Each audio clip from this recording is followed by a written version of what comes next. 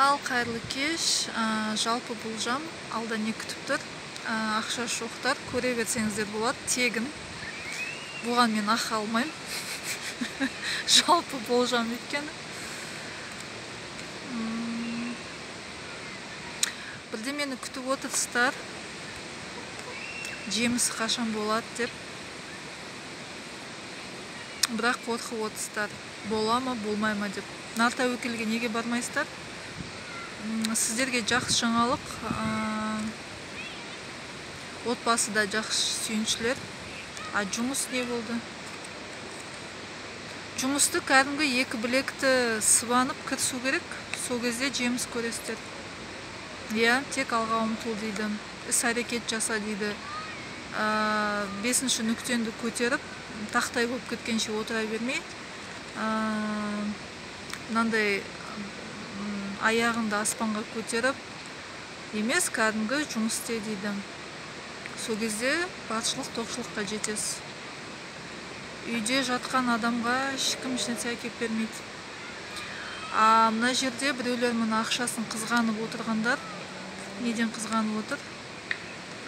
Ауыр жұмыс істегім келмейді, жанымды қинағым келмейді дегендерге өмірлеріңіз өзгереді. Қандай жаққа қарай?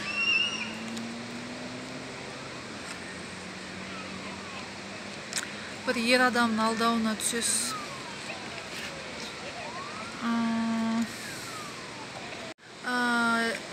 Сіз қимай атқан, сіз қызғанып жатқан, сізді бір ер адам алдап кетеді. Содан керемет сабақ аласыз, қатыны бар еркек. Сізді әбден басыңызды айландыру мүмкін. Енді жазаңыз сондай болса,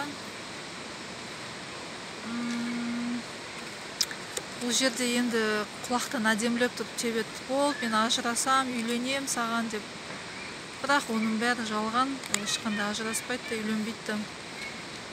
Не, сіз құпия әйел болып қаласыз.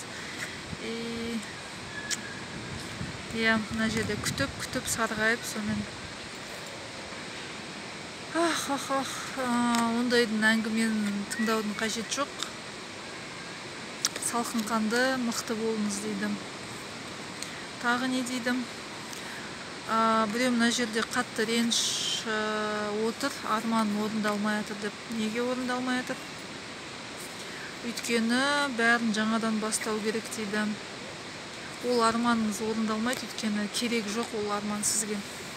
Бізге көп нәрсе келмейді, өйткені ол бізге керек те емес.